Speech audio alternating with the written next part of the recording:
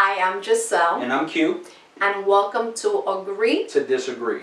We're very excited to have all of you join us. If you haven't subscribed yet, make sure to do so. This is all about our lifestyle, our ups and downs, our crazy stories, and lots of laughter.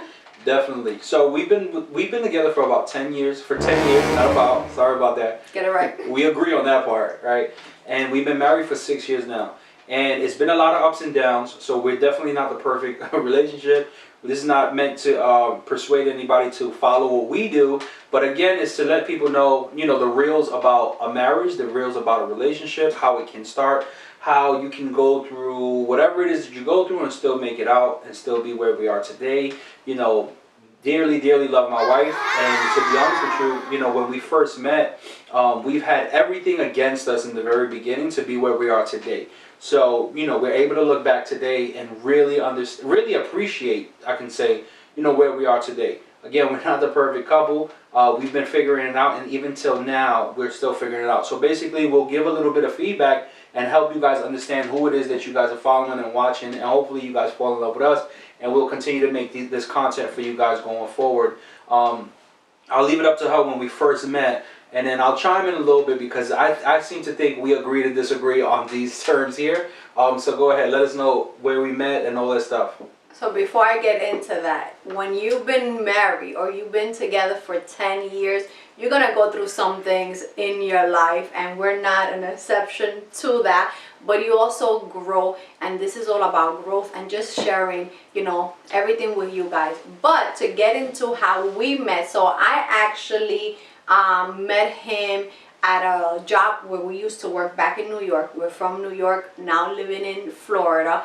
And I saw him when he came for his job interview, and I just noticed him. It wasn't nothing crazy. I noticed him. He's easy on the eyes, and I'm here today. Let's just say that. Yeah, he is, obviously. It was nothing crazy. It was nothing crazy. He's alright, But I saw him when he came for the interview. I noticed him, whatever the case may be. But then he got the job, and I didn't see him really for a couple of months after that. And we worked in the same department. He used to, when I did notice him, he was at the lunchroom, and I used to go in there, and I noticed that he was always sitting there by himself, very quiet, very to himself, would say hi, and that was about it. I guess so. His game is on point, let me tell you. He knew exactly what he was doing. No. I was going through a lot of rough times during that time before I met her. And that's kind of like a little bit of our story because she thought I was doing something else. And it's funny like how we started to become cool from there. But go ahead, I'll let you say. Right, so he would just say hi, whatever, but nothing crazy. And I just found it weird that he would not even make conversation. So I had to make the conversation, and from there we just started to build a friendship. For the most part, I believe we would have lunch every single day together, and we just started to get to know each other a lot. So let me give you guys a little key tip for you fellas out there, right? And I like to put this out there because as confident as I may come off, that doesn't necessarily mean that I'm going to be able to just walk up on you and just talk to you, hey, how you doing, whatever. In fact, most men, right, or for me at least, the more confident I am, the more calm and relaxed I get. So that's very attractive to a lot of like the ladies who are like, so it's like this, if you have all the guys looking at you, so I guess y'all get tired of that, but the one who's not looking at y'all is like, why aren't you? That's how I look at it, but again, she's not conceited like that. But that's how we met in the very beginning. But it had nothing to do with me being confident or that I was ignoring her. I just had a lot going on during that time. So, but how did we speak? Well, I know that's true. But I think you also know that it works in your favor when you kind of like just lay back and not paying people. Fellas, stop being thirsty, basically. Yeah, don't be thirsty. Listen, it worked for me. They're gonna come after you if they want it. They're gonna come after you. Like, bottom line, if they're confident and they wait, I didn't want you like that. No, I'm not. No, that came out wrong. So disregard that. So look, she wasn't throwing herself at me, but in the same event, I'm just saying, I'm just speaking to the confident person who is just not throwing themselves at women. It's not attractive, right? I mean, I'm sure you can see that. You can say that. It's not attractive when men are throwing themselves at you. Hey, look at me, this and that, third, whatever. I've just never been that way. And that's actually, like, kept me from relationships. We could agree on that. Oh, we agree on that? We agree on that. Nice. So that's kept me from relationships because I've lost a lot of opportunities on things that I probably in that time when I was like single, whatever, that I should have said something. But because it works in that favor, I've always been a person that you'll like me when you get to know me. I'm not the drop dead gorgeous, oh my God guy. I'm the guy that I'll grow on you. I think I'm a little bit, I got a little bit of thing to me when it comes to whatever. He's cute. He's cute. I think, I'm not ugly. And if you know him, he's very likable from the very beginning. Very likable. Everybody that meets you off jump, they are. But that doesn't always help me you. in our relationship. No, definitely not. I want him. We disagree. We definitely disagree. I want him to be unapproachable. I don't want nobody. Stay away from him. Stay away completely from him. Stop laughing. He just attract. Yeah, Stop laughing. That you just attract people. That's not always the best thing. I think it is though. That's a really good trait. That's something that we disagree on because it's being a people person, and not only that, but it's not being overly exaggerated. Like many times you said the word Lucille, and that joint drives me crazy because around people. It's like I activate, right? Like yeah, it's like activate, like a transformer, like it's a turn up. But it's just I'm a people person. I like to be around people and I like to converse and I'm very social. And that comes from her from not being so social in the very beginning when we first met. You know what I'm saying? But like now she's a social butterfly. Like yeah, but I still don't want you to be social like that. Yeah, but then that's when we'll collide then because if I can't be who I want to be or who I am naturally, not even who I want to be. I could live on this side saying who I want to be, but naturally, you keep somebody being from their natural self in the sense of it. So, but I get what you mean by that because then it is appealing to other people. And you as a woman, you have every right to have your jealousy, or not even to say jealousy. I don't even know. Maybe we should put a poll up eventually, but to say, is it okay to be jealous? Let us know in the comments, is it okay to be jealous? And then maybe we should do a podcast on the jealousy part and talk about that. Because because I'm your husband, I feel a certain way, but it's not jealousy, and I don't know what it's called. It's just a protector. You're protecting your home. There's different levels to jealousy. There's certain things that is okay, and there's just other stuff that is not okay that comes with jealousy. Absolutely. So we'll go back into that. But going back into how we met, so from that point we just started making conversation, became friends, sharing about himself, me, and we just, No, you skipping. What happened to, so you remember your first words to me? So guys, yes, I remember. So peep this. He used Stereotype. No. Yes, you did. It was breaking the ice. That's what we're gonna call it. It was that opening that door so we can have communication. He will always just be sitting there looking down. I say he had like sad eyes. And I said to him once, to start that conversation, I said, hey, like long night at the club. That's what I said. So look, I'm laying there. So picture this, guys. I'm laying there. I think I was like with my head down, right? Yeah. And I would usually do that because what I was dealing with during that time, I was kind of like losing sleep and I was just going through a lot. And what happened was I would use my lunch breaks to actually take a real like a nap. To be honest with you. So she walks in and I guess she sees me there and I got that look, right? I got that look for like the party boy, I'm outspoken. I'm not sure if she heard me from there, but she hit me with the long night at the club, huh? And I bust out like what? But that was her icebreaker. Her icebreaker was calling me out like if I was in the club, and I was just like, yo, you don't even know what I'm going through right now. But let me tell you, sit right here, let me talk to you real quick. And that just continued every single day. We built a friendship from there. And Mr. over here used to get out of work at 4 o'clock. We were just friends, but I think it was mutual that we had like a attraction between each other, right? So well, I did. Wait. Yeah, you did. All right. I didn't see. You don't always cop to this. and say that you did. But you know that I did. I felt it, but you don't have a cop to it to be like that. Why do I need to say? But for me, I need it because why? I'm like, yo, an attractive girl is like trying to holler at me, and that's great because, and not saying holler, you didn't holler at me, but you made the initial like you crossed that line to say, hey. It's obvious that. It wasn't obvious. It's obvious when I'm spending every lunch break with you. I thought I had a good lunch hour. I thought that I'm like, no, yo, I was doing other things before you see, all of a sudden and that's what you look. And I had my other plans to be there. And that's what I didn't know, and that's what you should let me know. That feeds my ego. No, like, nobody wants to feed your ego because your ego is already up here on a regular basis. Fellas, we need our ego to be brushed. You need to let us know when we're that dude. I'm telling you, it works for us. It works. Yeah, as beautiful as I tell you are every day, whatever, that's how that works for us as well. Especially for guys, because we always like brutes and stuff like that. But it works. It works. It does work. So look, so she used to get out at 5 o'clock. And alright, so since you want to let that, I'll let you. I used to wait for her. I used to get out at 4 o'clock. So right, why am I still around? First of all, we work in Queens and I lived in the Bronx. So for me to even be there a whole extra hour knowing that she was coming out, I was like setting it up. Like I was in my car. And basically, I would just be in there talking on the phone or listening to music. And around 4:45, I would be pulling out of the parking garage because I knew she would be walking around that time frame. And I used to catch her like all the time. Stalker.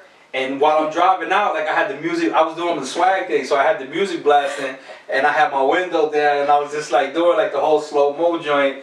And then she would pass by, and she caught on to it. But you know, that was just my move. That's just what I did. Like every day. Yeah, I had the rims spinning. I had to make sure she saw me. Like, yo, yeah, I'm here.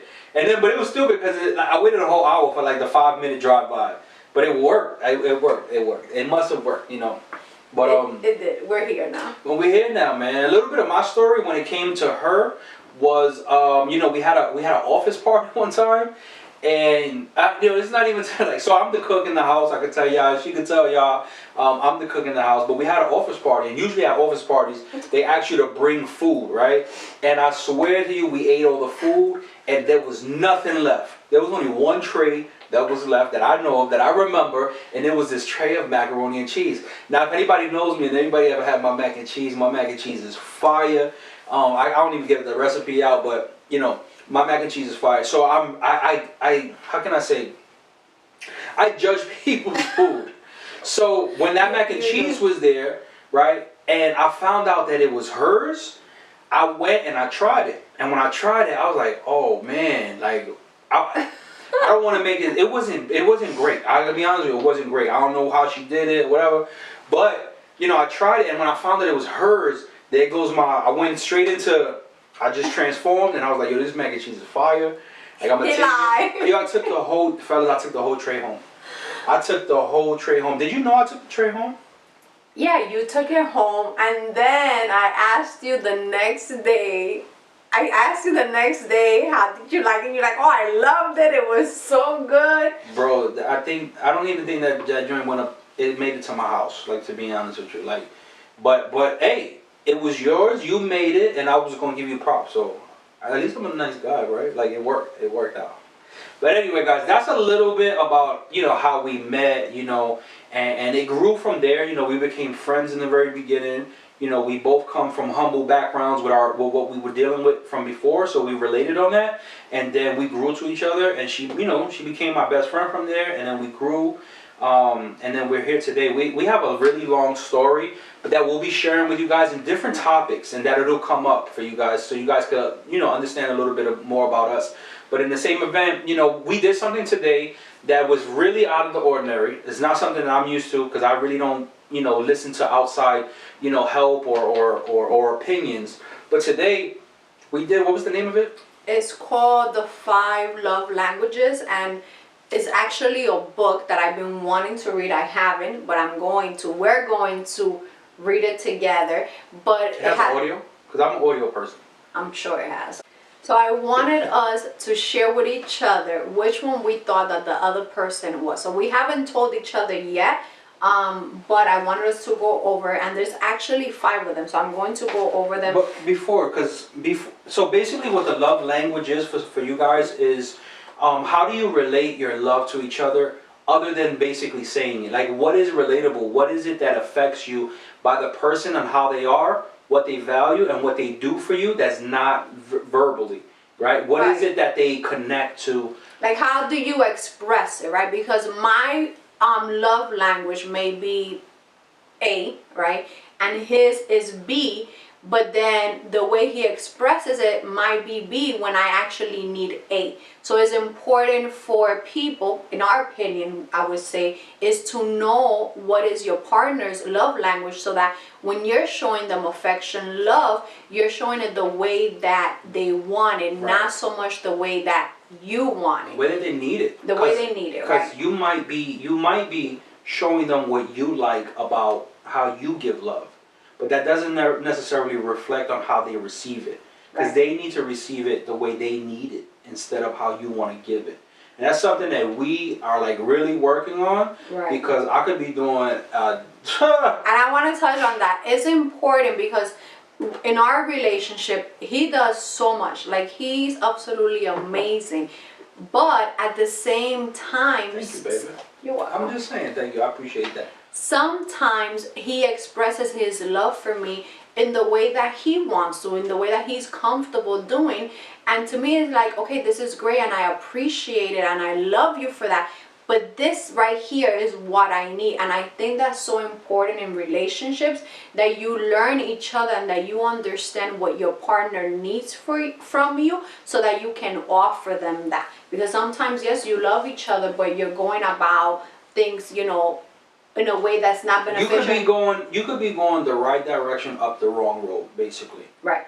Perfect way. Yep. You like that, right? I like that. So we're gonna be sharing. So there's 5 of them. There's 5 of them, right? So these are the 5 categories: words of affirmation, acts of service, receiving of gifts, physical touch, and quality time. All right. So I did it for her and she did it for me, as well as what we thought you would think for me and what you thought I would think for you.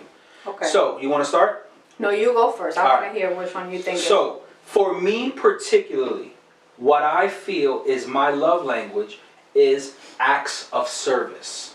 Okay. Okay, which can also go a little bit hand in hand with words of affirmation, right? But acts of service to me is actually like, it's like not talking but doing. I would much prefer for you to show me your love instead of talking, because you can say you love things, but I need to see it within actions and how you move, basically, you know. Okay. And for you, what I picked, I'm kind of like questioning it now, but I think you picked quality of time. Okay. And I don't think I was in the mix of anything. I just think quality of time, because words of affirmation, honestly, I feel like I tell you beautiful things. Acts of service, I think I'm always servicing you. Right, but remember that it's not what you're doing already. It's what you think that I want. So your choice will be which one. For you, quality of time. That you want quality of time. I want quality of time. Okay, great. And remember, quality means quality. Like, doesn't mean like the amount of time. It's the time that's being put in what you're doing. The quality of time. Okay, so you ready for me to tell you which one I think you are? Yep. Okay, so I definitely feel that your love language is acts of service. Like, I feel that's how you show your love. So I got that one right.